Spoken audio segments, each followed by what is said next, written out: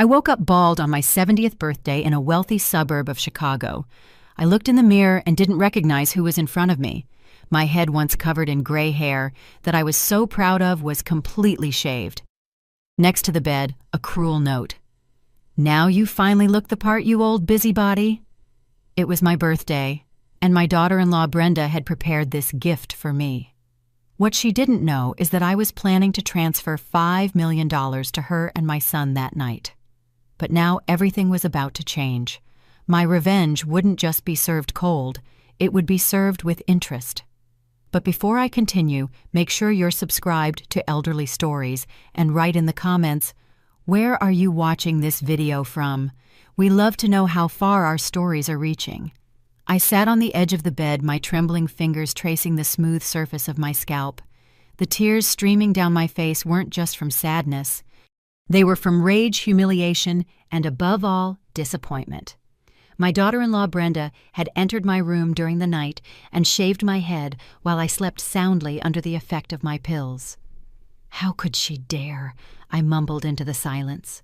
I picked up the note again, analyzing every word written on that perfumed paper I recognized from the expensive stationery store she always went to. The elegant handwriting contrasted sharply with the cruelty of the words. "Now you finally look the part, you old busybody. Happy birthday." I took a deep breath, trying to control the shaking in my hands. It was my 70th birthday. The party, which I had organized and paid for myself, was supposed to happen in just a few hours. All my friends, neighbors, and family would be there, and I was bald. But what hurt most wasn't the public humiliation waiting for me. It was the betrayal. After my husband passed away 10 years ago, I was the one who helped Daniel, my only son, get back on his feet. I paid his debts, financed his business, and when he met Brenda, I welcomed her like the daughter I never had. For 3 years, I endured her snide comments about my antiquated house, my grandma clothes, and my old-fashioned habits. I put up with it when she started making small renovations to my house without consulting me. I pretended not to care when she started excluding me from family decisions, all because I loved my son and wanted to see him happy. And today on my birthday, I was planning to announce their gift, the $5 million transfer, half of my fortune, so they could buy their dream house in an exclusive Chicago neighborhood and expand Daniel's company. The phone rang, interrupting my thoughts. It was my friend Sarah, who was supposed to come over early to help with the final preparations. "Linda, I'll be there in half an hour." "Need me to bring anything else?" I swallowed the lump in my throat. "Sarah, something happened." "What was it? Are you okay?" "No, I'm not. Could you stop at a wig shop on your way? It's urgent." Silence on the other end. "Wigs. Linda, what happened?" "I'll explain when you get here. Please, just be discreet." I hung up before she could ask any more questions. I didn't want to get into details over the phone. I needed to think, to organize my feelings, to decide what to do. I looked in the mirror again. The woman staring back at me looked like a stranger. Without hair, my face looked older, more vulnerable, or maybe that was just how I felt on the inside right then. I walked to the window and looked out at the garden I had cultivated myself for decades, the flowers I planted with my late husband, the trees I watched grow up alongside my son.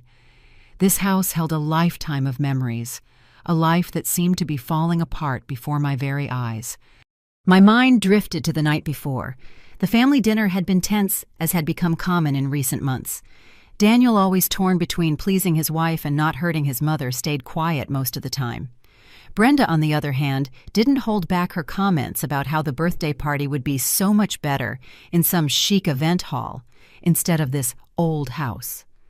This old house, as she called it, was a 3-story mansion in one of the most exclusive suburbs of Chicago, a property that gained value every year and which I intended to leave to my son, or at least that's what I had planned before this morning. Why had Brenda done this? What had I done to deserve such humiliation? The questions hammered in my head as I got ready for my shower. Maybe she had finally shown her true colors. The mask of the devoted daughter-in-law had fallen, revealing the cruel gold-digging woman my friends had tried to warn me about. Under the shower, I let the hot water run over my bare head, mixing with the tears I could no longer hold back. I cried bitterly, allowing myself to feel the full pain of the betrayal. But as the water turned cold, I felt another emotion growing inside me. Determination. She will not win, I whispered to myself. She will not destroy me. When I got out of the shower, something inside me had changed. The sadness gave way to a firm resolution. I would not be the victim in this story. I would not hide in shame on my own birthday. Brenda had underestimated me. She thought she knew me, thought she knew how I would react. She probably imagined I would cancel the party too humiliated to face the public. But she had no idea who I really was. The doorbell rang. I wrapped a towel around my head and went downstairs. It was Sarah, a worried expression on her face and a large bag in her hands. "Linda, for God's sake, what happened?" I invited her in, and in silence I removed the towel from my head. Sarah brought her hands to her mouth, horrified. "Who did this to you?" "Brenda," I replied with a calmness that surprised even me.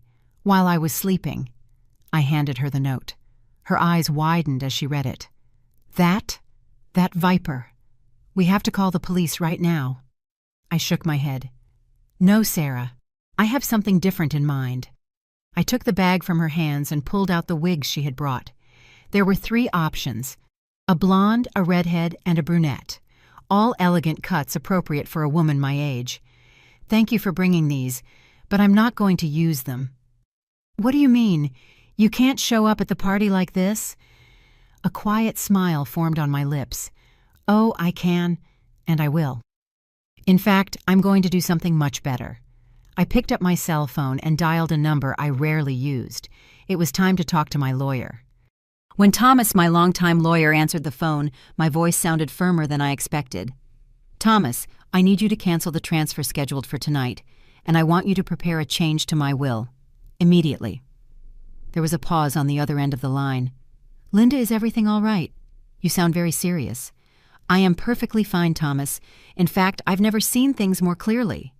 Can you come to my house now? I need those documents ready by the end of the day." As I hung up, I noticed Sarah's worried look. She had known me for over 4 decades and knew something drastic must have happened to make me change my mind about the $5 million transfer. "Linda, are you sure about what you're doing? Don't make any impulsive decisions." "It's not impulsive, Sarah. It's a course correction." I walked to the window again, watching the party preparations beginning in the garden. They showed me who they really are. Now it's my turn to show them who I am. The next few hours passed in a whirlwind. Thomas arrived, listened to my story with a grave expression, and got to work on the documents I requested.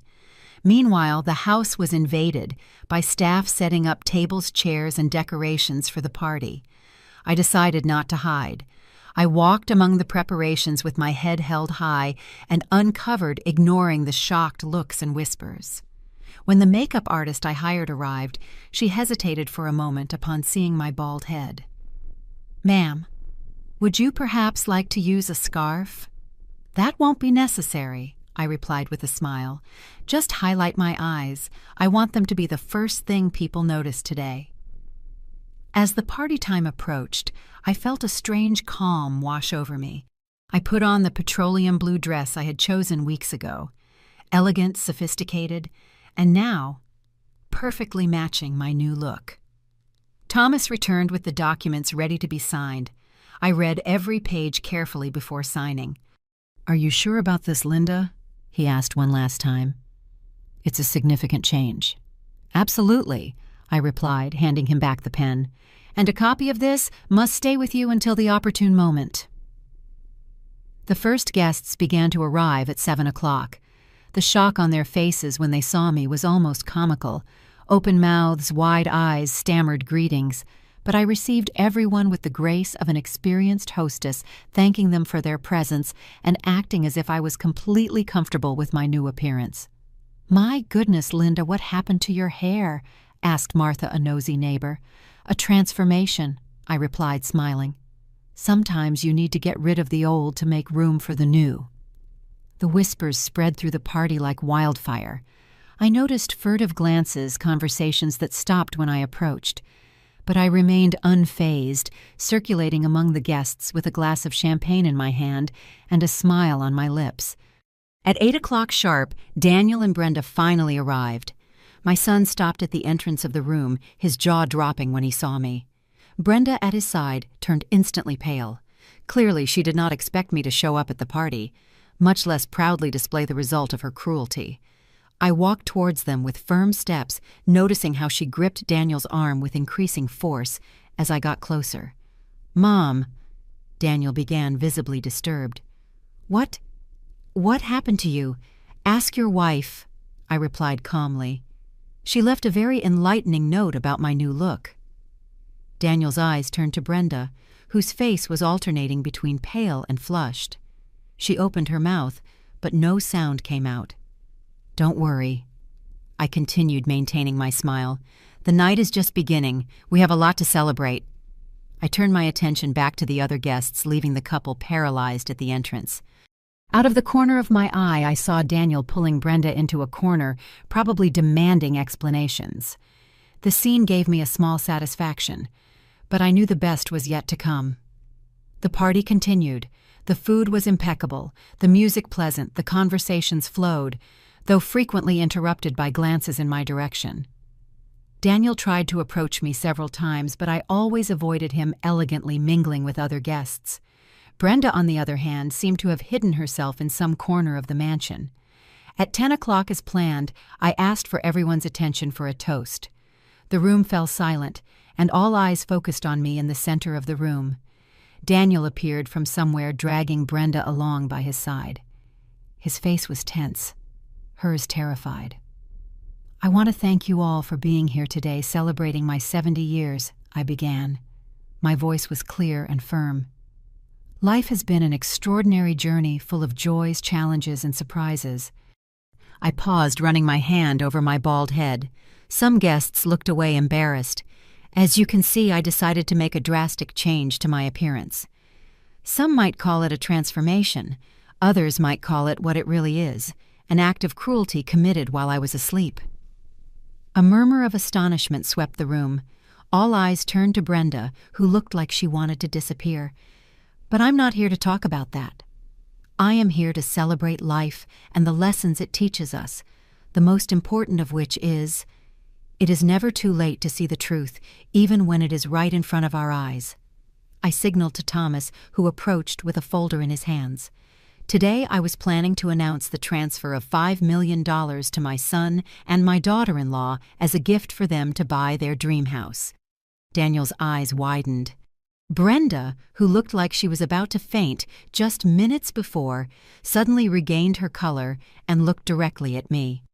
"But," I continued, "I decided that a different gift would be more appropriate." I opened the folder Thomas handed me and took out a sealed envelope. "This envelope contains my new will signed and notarized today.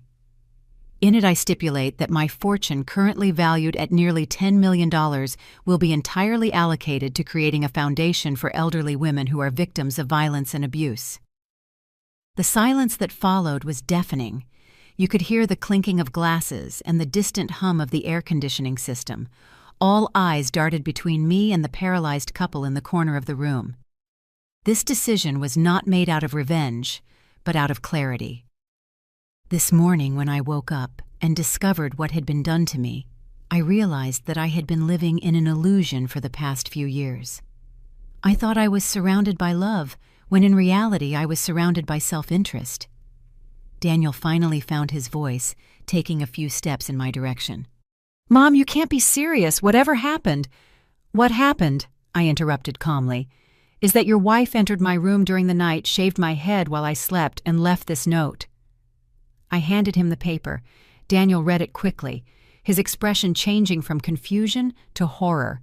He turned to Brenda, who was now visibly trembling. "Is this true? I didn't think... It was a joke. A joke." I repeated, my voice firmer now. "Shaving a 70-year-old woman's head without her consent and then leaving a note calling her an old busybody. What a refined sense of humor you have, Brenda."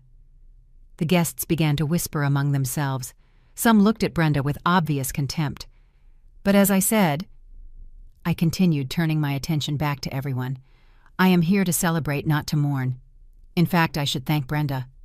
Her act freed me from a dangerous illusion, and now I can live my remaining years with my eyes wide open. I raised my glass. A toast.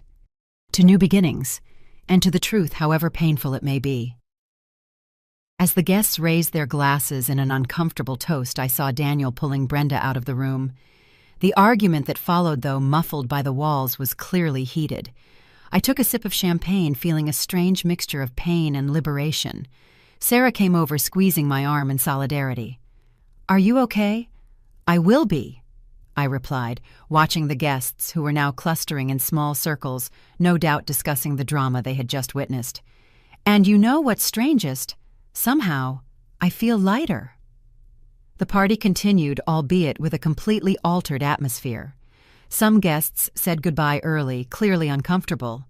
Others stayed, perhaps out of curiosity, perhaps out of genuine concern for me. Daniel returned alone about half an hour later. His face was pale, his eyes red. He approached hesitantly. "Can we talk?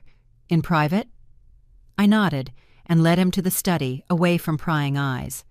As soon as I closed the door, he collapsed into an armchair, covering his face with his hands. "I didn't know, Mom. I swear I didn't know what she had done." "I believe you," I replied, sitting across from him. "But that doesn't change the fact that you allowed this to happen." He looked up confused. "How could I stop something I didn't know was going to happen?" "I'm not just talking about today, Daniel. I'm talking about the last 3 years, about her derogatory comments that you ignored, the small humiliations you pretended not to see, the way you repeatedly chose your comfort over my dignity." My son looked down, unable to meet my gaze. "I always knew who Brenda was," I continued. "But I chose to believe that the love he felt for you would change her, would make her kinder, more considerate. That was my mistake." "She's leaving," Daniel said suddenly. "I told her to pack her bags. I can't even look at her after this." I sighed. "I am not asking you to get a divorce, Daniel. I am just stating the truth that has been in front of us all this time." "And what about the will? Are you really disinheriting us?" I looked at my son. The child I had rocked, the teenager I had guided, the man who had become a stranger to me. I felt a pang of sadness, but my resolution held firm. "Yes, my decision is made. The money will go to the foundation." Daniel stood up abruptly. "So, that's it. 40 years of a relationship, thrown in the trash because of one mistake Brenda made. It wasn't just one mistake, Daniel. It was the culmination of years of disrespect. And I am not the one throwing our relationship in the trash. You have been doing that little by little every time you allowed her to belittle me, every time you chose to look the other way." He walked to the door, stopping with his hand on the knob. "You're going to regret this, Mom. You're acting on impulse, out of spite." "Perhaps," I replied calmly, "but I would rather regret acting with dignity than continue to be treated like an inconvenient burden in my own home." When I returned to the living room, the party was already breaking up. I thanked each guest for coming, ignoring the looks of pity some gave me. When the last of them had left, I sat alone in the garden watching the stars. I ran my hand over my bare head, feeling the strange new texture of my scalp. Somehow that violation had liberated me. The hair would grow back, but I would never be the same person again. And maybe that was a good thing. In the days that followed, the news of what happened at my birthday party spread quickly through the city. My phone didn't stop ringing. Worried friends, curious acquaintances, even local journalists wanting to hear my inspiring story of resistance to domestic abuse, as one of them described it. I declined all interviews and kept my conversations brief. I didn't want to be turned into a heroic victim or expose the details of my private life any further. Daniel moved temporarily into a hotel. Brenda, from what I heard through Sarah, had gone to her parents' house. The few times my son called me, our conversations were tense and superficial. He oscillated between apologies and veiled attempts to make me reconsider my decision about the will. 1 week after the party, I was having breakfast on the terrace when the intercom rang. It was Brenda asking to come in. I hesitated. Part of me wanted to order her to never set foot on my property again. Another part was curious about what she could possibly have to say. Finally, I authorized her entry. When she appeared on the terrace, I barely recognized her. The woman who was always impeccable with perfect makeup and designer clothes looked defeated. No makeup, dressed in simple jeans and a basic blouse. Her eyes were swollen, as if she had been crying for days. "Mrs. Linda," she began, her voice trembling. "Sit down, Brenda," I interrupted, indicating the chair opposite me. "Would you like some coffee?" She nodded, seeming surprised by my civility. I poured her a cup and waited for her to speak. "I came to apologize," she finally said, her eyes fixed on the cup. "What I did, it was unforgivable." "Yes, it was," I agreed calmly. "What I want to understand is, why?" Brenda finally lifted her eyes, meeting mine. "I was angry, frustrated. Daniel told me about the $5 million transfer, and instead of being happy, I was furious, because you hadn't consulted us about what we wanted to do with the money." I raised an eyebrow. "That's a curious thing, to be angry about receiving a $5 million gift." She looked away. "It sounds absurd now, I know, but that night after you went to bed, I started complaining to Daniel about how you always controlled everything, how you never really accepted me into the family. And he disagreed." "No," she admitted. He agreed with me. He said you had always been controlling, that you always wanted to dictate the terms of everything." That confession hurt more than I expected. My own son, talking about me like that behind my back. "I kept drinking wine and getting more and more irritated," Brenda continued. "I was thinking about all the times you corrected me in front of other people, the times you interfered in our decisions. I gave advice," I corrected. "I never forced you to do anything. To you it was advice. To us it felt like constant judgment." She ran a hand through her hair nervously. "Anyway, when Daniel went to bed, I kept drinking. I found those clippers in your bathroom. The ones I used to trim my ends," I completed. "Yes, and I had this terrible idea. I thought it would be, I don't know, a way to show that you couldn't control everything, that you were vulnerable too." She covered her face with her hands. "It was monstrous. I was drunk, but that's no excuse." I watched her for a long moment. There was sincerity in her regret, I didn't doubt that. But there was also something else, a revelation about the dynamic that existed in my family without me fully realizing it. "Do you and Daniel talk about me behind my back often?" Brenda hesitated, but then nodded. "Yes. He resents a lot of things. The way you raised him with a firm hand after his father died. The expectations you always placed on him. The fact that you never really let him take the reins of his own life." Each word was like a small sting. I had dedicated my life to giving Daniel everything he needed, security, education, opportunities. I never imagined he would interpret my love as control. "Daniel has never said any of this to me." "He's afraid of hurting you," she replied, "and also afraid of losing your financial support, to be honest." Something inside me broke at that moment. It wasn't just Brenda who had betrayed me. My son had been a silent accomplice for years, complaining about my interference while accepting my money. "I understand," I said finally. "Thank you for your honesty, however late it is." "Mrs. Linda, I know what I did is unforgivable, but I am truly sorry. I never wanted things to get to this point."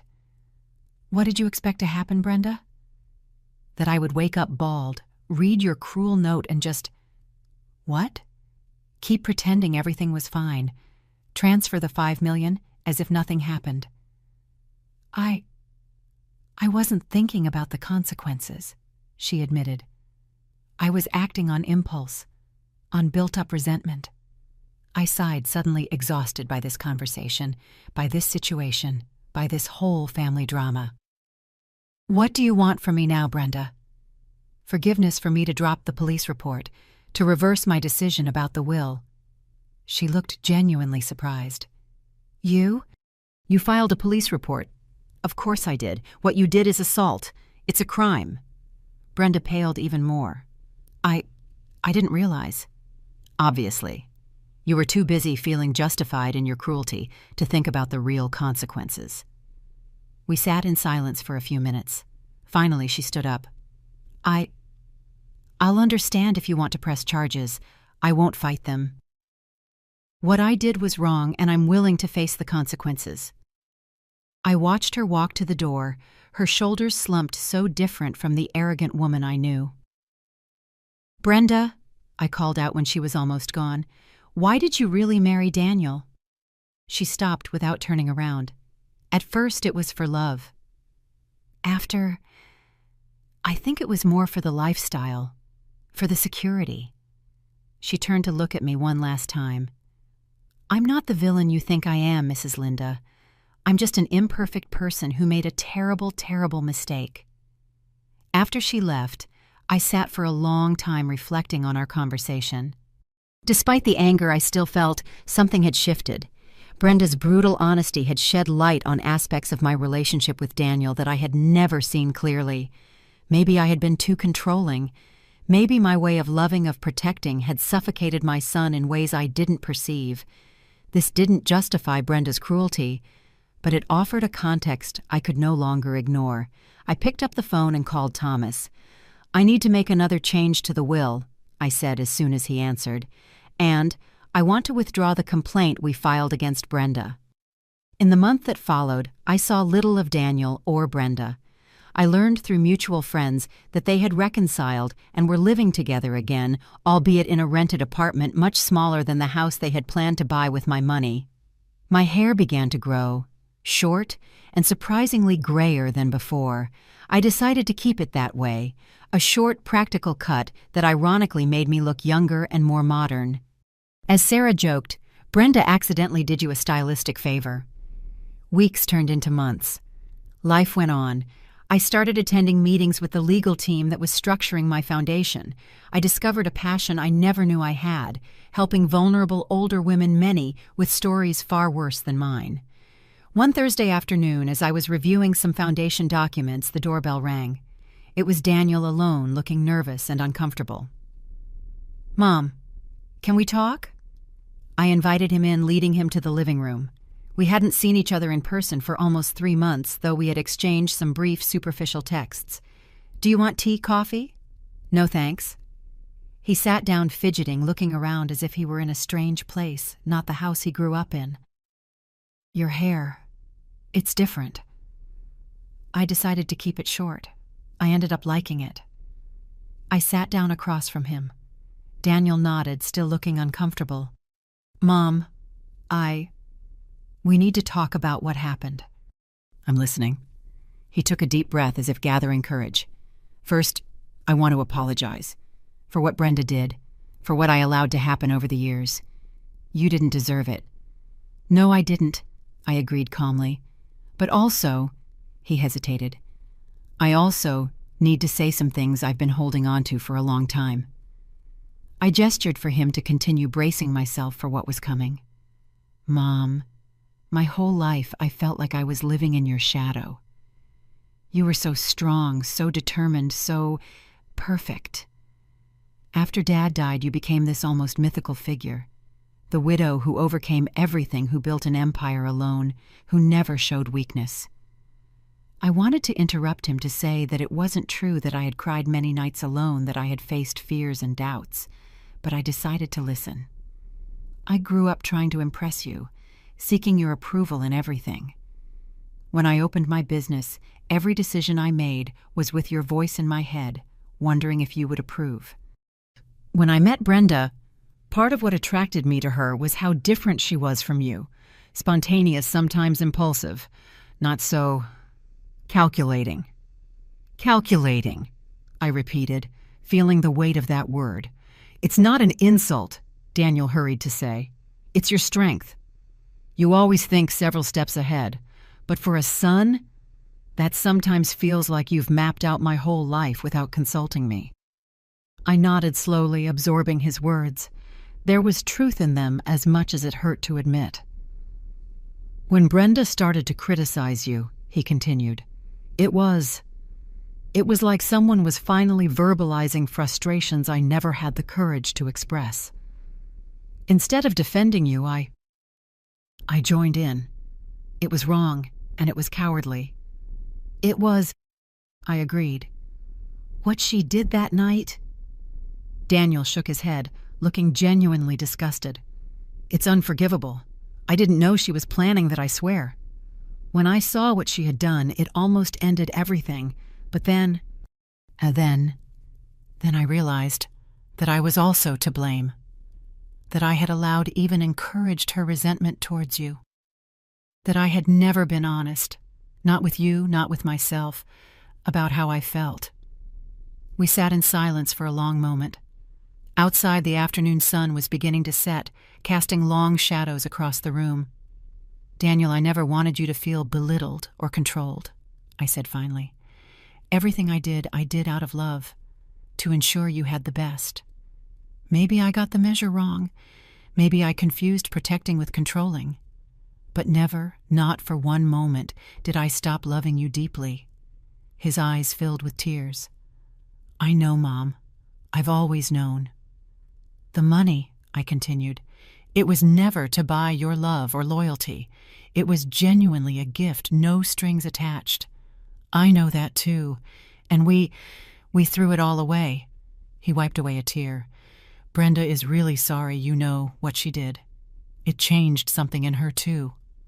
We're going to couples therapy, trying to fix what's broken. I'm glad to hear that. Mom, Daniel looked me straight in the eye.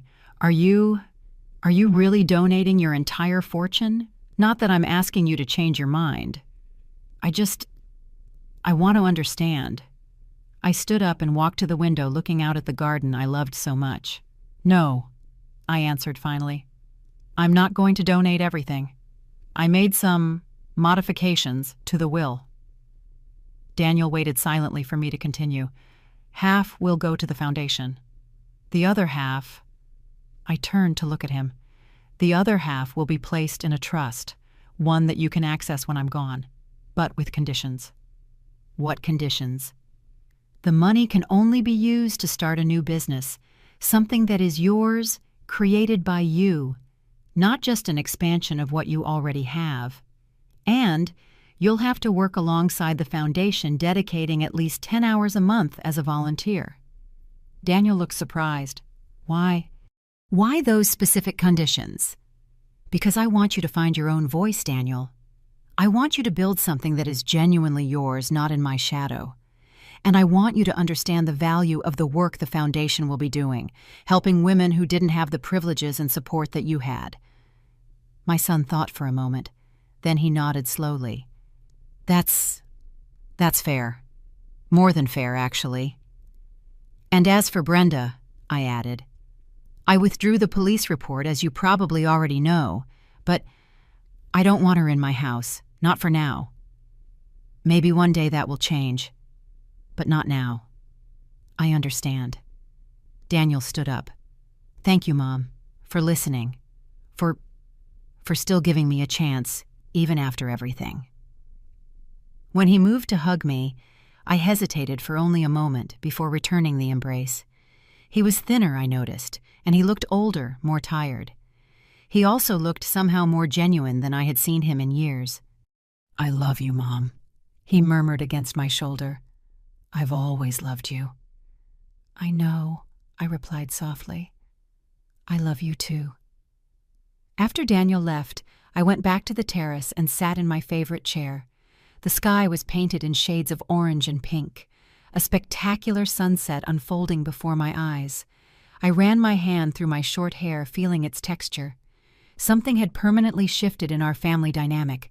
Painful truths had been exposed, old wounds reopened and examined. But a new honesty had also emerged, a fragile opportunity to rebuild something healthier. My phone rang. It was Sarah.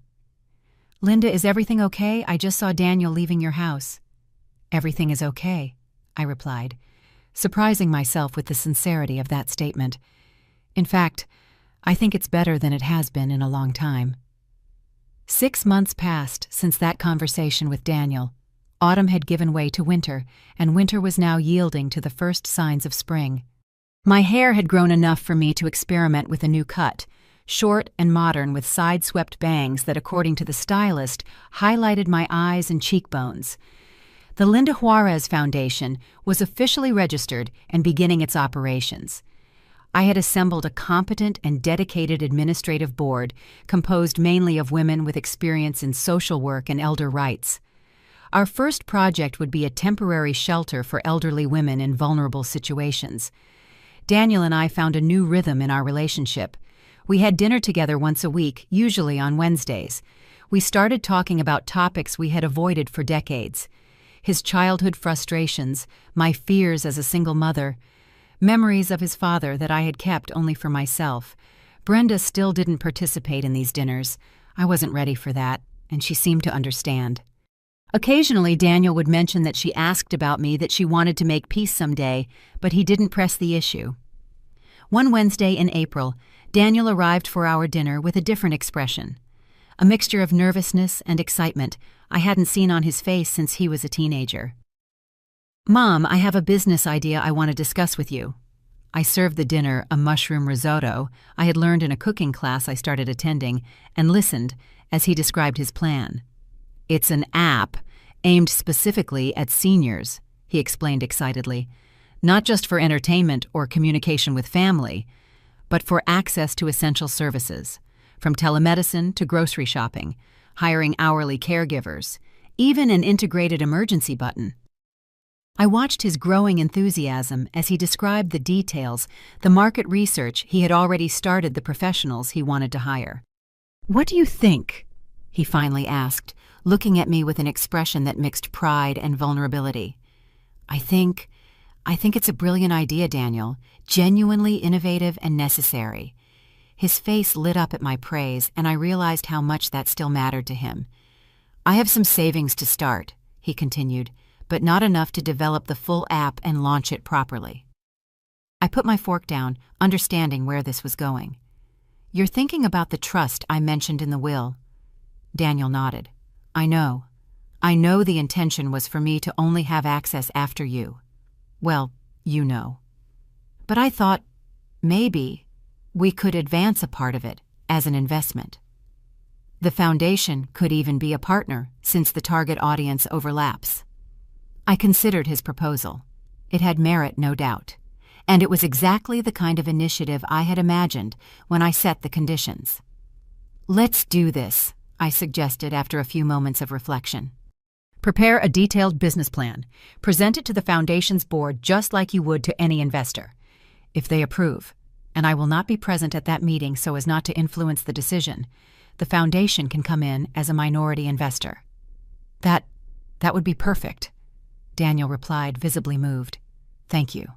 Thank you for taking it seriously." "It's a good idea, Daniel. It deserves to be taken seriously." We continued dinner talking about the app's details, potential challenges, the market. It was the first time in years I had seen him so passionate about a project, so connected to a purpose greater than just making money. When we were having coffee on the terrace, Daniel suddenly turned serious. "Mom, there's something else I need to tell you." Something in his tone made me apprehensive. "Brenda's pregnant. We're having a baby." The cup nearly slipped from my hand. Of all the possible news, this was the last thing I expected. "Pregnant, but were you planning it?" Daniel smiled nervously. "Not really. It was a surprise for us, too. Especially considering, well, everything that's happened in the last few months." I tried to process the information. I was going to be a grandmother. The woman who had shaved my head while I slept, who had called me an old busybody, was going to be the mother of my grandchild. "I know it's complicated," Daniel continued, noticing my silence, "and I completely understand if you don't want to be a part of this, considering your relationship with Brenda." "No," I interrupted, surprised by my own response. "It's not that. I need a moment to take this in. Daniel waited patiently while I sorted through my thoughts. When is she due? October. She's almost 3 months along now. October. The baby would be born right around my birthday. There was a certain poetic irony in that. Do you know if it's a boy or a girl? Not yet. Brenda wants it to be a surprise, to wait until the birth to find out. I nodded, trying to imagine what it would be like to hold a baby in my arms again after so much time. The last time I'd done that was with Daniel over 4 decades ago. Does she know you're telling me? Yes, he replied. In fact, she wanted to come with me today, to tell you personally. But I thought it would be better if I prepared the ground first. I got up and walked to the railing of the terrace looking out at the night garden. The first stars were already appearing in the sky, pinpricks of light in the growing darkness. Daniel, what happened between Brenda and me was serious. It wasn't a simple family fight, a difference of opinion. It was a violation, a deliberate humiliation. I know Mom, and she knows it too. At the same time, I continued, there's a child involved now, my grandchild. And as complicated as our feelings are for each other, I don't want that child to grow up in the middle of a cold family war. Daniel looked up, a glimmer of hope in his eyes. What? What does that mean? It means I'm willing to try to build a civil relationship with you. We won't be friends. We probably never will be. But we can learn to coexist peacefully for the sake of the child. She nodded slowly. I would like that very much. And I want you to know that I am truly sorry. Not just for what I did that night, but for everything. For the way I treated you for years, the malicious comments, the disrespect. The therapy seems to be doing you too good, I commented, remembering Daniel had mentioned their couples sessions. It is, she confirmed. I've learned a lot about myself in these last few months, about my own issues with authority figures, about how I projected resentments I had with my own mother onto you. I took a sip of tea, digesting her words. I had never thought of myself as a figure reminiscent of Brenda's mother. What's your relationship with your mother like? I asked, genuinely curious. Brenda hesitated as if not expecting the question. Difficult. She was always very critical, never satisfied with anything I did. When I met Daniel, and especially when I met you, so successful, so in control of everything, I think I transferred a lot of that dynamic to our relationship. You never mentioned that before. It's not something I like to discuss, and honestly, I only started to understand it in therapy. She paused. It doesn't justify what I did, of course. It just helps explain it. We sat in silence for a few moments, each lost in our own thoughts. Outside, the garden was in full bloom, the spring colors creating a vivid contrast against the blue sky. Do you want to feel? Brenda asked suddenly, gesturing to her belly. You can't feel movements yet, but I hesitated. It was a gesture of intimacy I wasn't sure I was ready to share, but something in the vulnerable way she offered that moment moved me. Okay. I accepted moving to sit beside her on the sofa. Brenda took my hand and placed it gently on her stomach. There wasn't much to feel other than the small, rounded volume, but the symbolism of the moment was not lost on me. We were literally touching the future, a new life that would connect our existences forever, regardless of past conflicts. Have you thought about names? I asked, withdrawing my hand and returning to my seat. A few, she replied, seeming more relaxed now. If it's a girl, we're considering Lucy, which was the name of Daniel's grandmother. And if it's a boy, Robert. I completed remembering the name Daniel always said he would give a son ever since he was a teenager. Brenda smiled, surprised. Yes. How did you know? It was the name he chose for the dog he desperately wanted when he was 15. When I didn't let him get a dog, he swore he would name his first son Robert. She laughed, and for the first time since she arrived, the tension in the room seemed to lessen a bit. There are so many things about Daniel that you know and I don't. So many stories, memories, and there are things about him that you know, and I don't, I acknowledged. Aspects of him that are only revealed in the intimacy of a marriage. Brenda nodded. I think every person we love reveals different facets of themselves to different people in their lives. No one knows someone completely. It was a surprisingly profound thought coming from her. Maybe I really had underestimated Brenda all these years, seeing only the calculating materialistic surface she presented.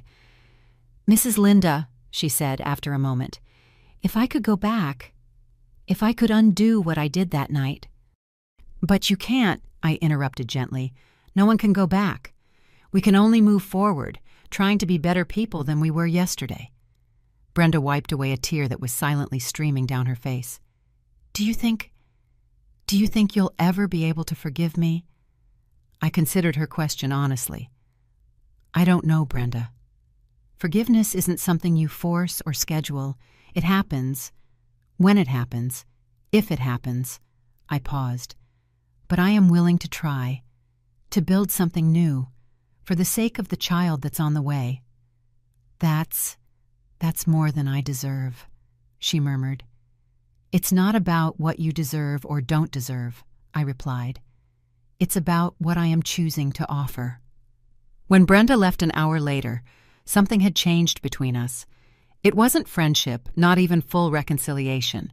It was a small space of possibility, a door left ajar to something that didn't have a shape or a name yet. That night, sitting alone in my garden, I reflected on the strange and unpredictable paths life takes.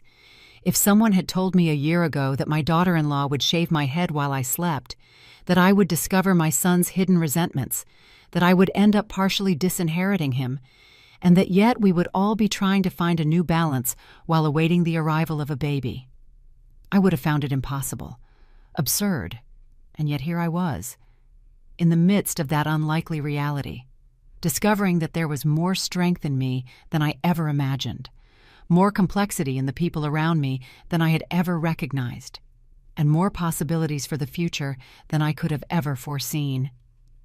The months passed quickly. Summer came and went, giving way to a particularly mild autumn. Brenda entered her third trimester, her belly now prominent, her steps slower and more careful. Against all expectations, we developed a cordial, almost friendly relationship. We weren't close like a mother and daughter, but there was a mutual respect that didn't exist before. She started coming to the Wednesday dinners with Daniel, and occasionally called me for advice about the pregnancy or preparing for the baby's arrival. The foundation was thriving. The first shelter home opened in August, initially welcoming 8 elderly women who had been victims of various forms of domestic abuse. I found that working directly with these women, hearing their stories, helping them rebuild their lives, was deeply rewarding. In a way, the trauma I experienced with Brenda had connected me to a larger mission I never would have found otherwise. Daniel presented his business plan to the Foundation's board in July, and as I had anticipated, they were impressed. The senior app project received a significant initial investment, and he was working hard to develop it with a small, dedicated team. One morning in October, a week before my 71st birthday, I received a call from Daniel. "Mom, can you come to the hospital? Brenda's in labor." My heart sped up. Already I thought she wasn't due until the end of the month. "The doctor says it's normal, especially with first pregnancies. Everything's fine, but she wants you to be here." "She wants me?" I asked, surprised. "Yes, she specifically asked for you." An hour later, I was in the hallway of the maternity ward next to Daniel, who was pacing anxiously. "How is she?" I asked. "Good. From what the doctors say, the labor is progressing normally." He ran his hand through his hair, a gesture he'd had since childhood when he was nervous. She asked for you several times. Can I see her?" "Of course I'll take you." We went down a hall to Brenda's room. She was lying in bed, hooked up to monitors, her face covered in a thin layer of sweat. When she saw me, she tried to smile, though it was clear she was in discomfort. "Mrs. Linda, I'm so glad you came. I approached the bed, taking her hand in mine. "Of course I came. How are you feeling?" "Scared, excited, exhausted." She winced as a new contraction began. "And in pain. A lot of pain." I squeezed her hand as she breathed through the contraction. "You're doing great. Remember the breathing techniques we practiced." In recent weeks, to my own surprise, I had been helping Brenda prepare for the birth-sharing techniques I'd learned when I was pregnant with Daniel. When the contraction passed, she relaxed a bit. "Mrs. Linda, there's something I want to ask you." "What is it?" If it's a girl, we'd like to give her your name, as a middle name, Lucy Linda." What do you think?" I felt a lump form in my throat. Of all the things Brenda could have said, this was the last I expected. "Why?" I managed to ask. "Because I want my daughter to have an example of strength, determination, and forgiveness. I want her to know that even when we make terrible mistakes, there's room to start over, to be better." The tears I tried to hold back began to stream down my face. I would be honored." Daniel, who had been standing silently by the door, approached, putting one hand on my shoulder and the other on Brenda's free hand, connecting us in a circle. "And if it's a boy?" I asked discreetly, drying my tears. "Robert," Daniel replied, referring to his father, my late husband, "so he knows both sides of his heritage." At that moment, another contraction began, and Brenda squeezed our hands tightly. A nurse came in to check the monitors. "We're almost there," she announced. "I'm going to call the doctor." The next few hours were a blur of activity. I stayed in the waiting room while Daniel accompanied Brenda in the delivery room. Every few minutes he would come out to give updates. "It's progressing well. The doctor says everything is normal. Brenda is doing amazing." Sitting there surrounded by other anxious families awaiting their own miracles, I reflected on the strange path that had brought me to this moment. If someone had told me the day I woke up bald that a year later I would be anxiously awaiting the birth of Brenda's child, I would have found it impossible. At 7:42 p.m., Daniel burst into the waiting room, his face illuminated with an indescribable joy. "It's a girl," he announced, tears streaming freely down his face. "Lucy Linda Juarez, 7 pounds 3 ounces, perfect in every way." I stood up, my legs trembling, and hugged him tightly. "Congratulations, son. How's Brenda?" "Exhausted, but good. She's asking for you." Following the nurse, I entered the room where Brenda was resting, looking simultaneously exhausted and radiant. In her arms, a small bundle in a pink blanket. "Mrs. Linda," she called softly. "Come meet your granddaughter." I approached carefully, almost with reverence. Brenda adjusted the bundle, revealing the tiny face of the newborn. Chubby cheeks, dark fuzz covering her head, eyes still squeezed shut against the light of the world. Do you want to hold her?" Brenda asked. I nodded, unable to speak. With trembling hands, I received the precious bundle. The weight of the baby in my arms awakened memories from 4 decades ago, when I held Daniel for the first time. "Hello, Lucy Linda," I whispered. "I'm your grandmother." As if responding to my voice, the little one briefly opened her eyes, a glimpse of dark blue, before closing them again, comfortable in her new world. "She's perfect," I said carefully, handing her back to Brenda. "Thank you for being here," Brenda replied, settling the baby in her arms. It means a lot to me, to us." Daniel joined us, completing the picture. 3 generations of the Juarez family in that room, united by ties of blood and shared experience. "Mom," Daniel said, putting his arm around my shoulders, Can you stay with us tonight? At the apartment? I know it's small, but we fixed up the guest room for you." The offer took me by surprise. It was the first time Daniel had invited me to stay at his home since he married Brenda. "I would love to," I replied sincerely. In the weeks that followed, I found myself immersed in a routine I could never have predicted. I spent several afternoons a week at Daniel and Brenda's small apartment, helping with the baby cooking meals, sharing tips on colic and sleep patterns. Brenda, far from resenting my presence, seemed genuinely grateful. "I don't know what I'd do without you," she confessed one afternoon as I was rocking Lucy Linda to sleep. "My own mother has barely called since the birth. She said she doesn't have patience for a baby's crying." That confession made me see Brenda in a new light.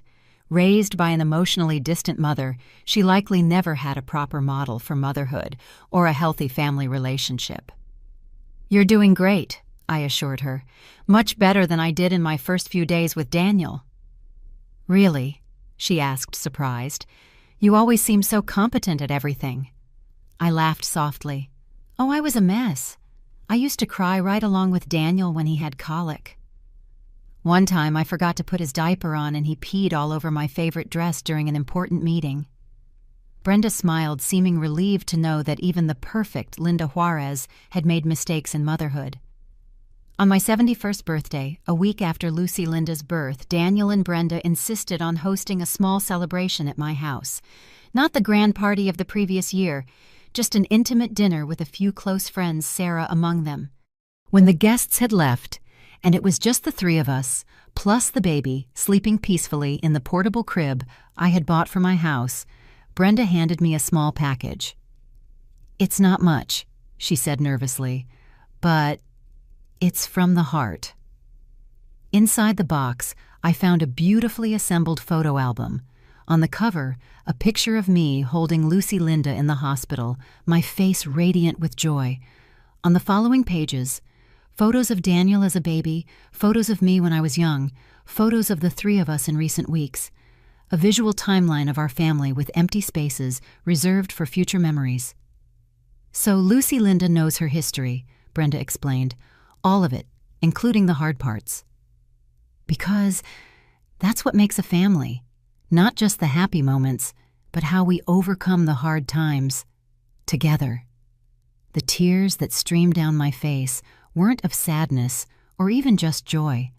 They were an acknowledgement of something deeper. The understanding that the wounds of the past, though never completely forgotten, had begun to heal. "Thank you," I said, hugging her sincerely for the first time. "This is the most meaningful gift I've ever received." The next morning I woke up early and went to the mirror as I had every day since that fateful morning 1 year ago. My hair had grown different from what it was before, shorter, grayer, but somehow it suited me better, suited the woman I had become. I ran my fingers through the strands, remembering the shock, the humiliation, the rage of that day. While I could never say I was grateful for what Brenda did, I recognized now that that terrible moment had been a catalyst for necessary changes in my life. That cruel act had exposed painful truths about my family. But it had also opened the door to an honesty that had never existed before. It had forced me to see Daniel as he really was. Not just the perfect son of my imagination, but a man with his own frustrations and resentments. It had shown me aspects of myself I needed to confront: my excessive control, my tendency to suffocate with love, my difficulty in truly listening. And ironically, it had created the necessary space for a genuine relationship with Brenda, one not based on reluctant tolerance or superficial politeness, but on a real understanding of each other's wounds and frailties. I went downstairs to the kitchen, where a newly framed photo of Lucy Linda now held a prominent place. I prepared my breakfast and sat on the terrace, admiring the autumn garden. The roses I had planted in the spring were blooming in their second season, stronger and more abundant than before. My phone rang. It was Daniel. "Mom, is it okay if we come by later? Lucy Linda seems to miss her grandma." "Of course," I replied, smiling. "I'm always here for you." As I hung up, I realized it was true.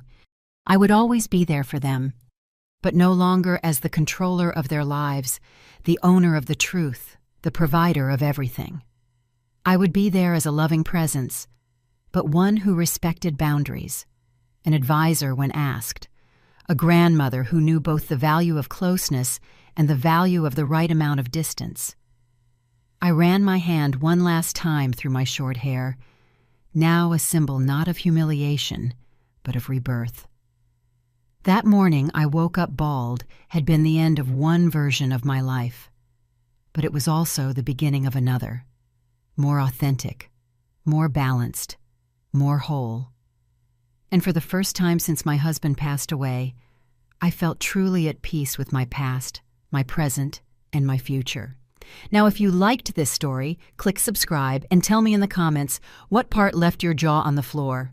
Oh, and don't forget to become a member to get access to exclusive videos that I don't upload here. I'll be waiting for you there.